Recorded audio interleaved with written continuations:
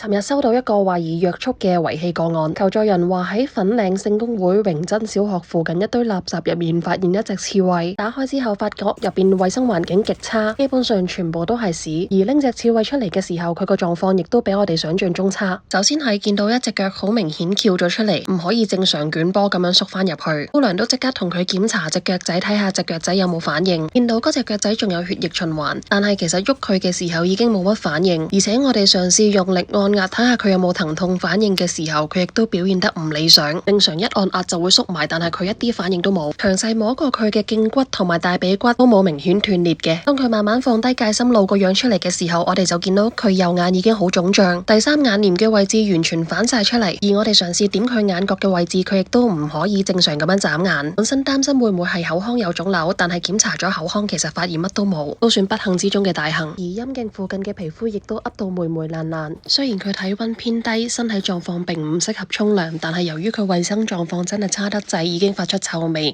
我哋都決定同佢沖涼。而沖涼嘅時候，我哋亦都發現佢嘅前手活動不良，前手站立時並冇辦法維持正常姿勢。由於檢查太多發現，導致影片太長，所以我哋將會分幾段影片，大家可以繼續 follow 我哋跟進狀況，繼續支持我哋為咗香港嘅刺蝟而努力。我哋下個 update 見。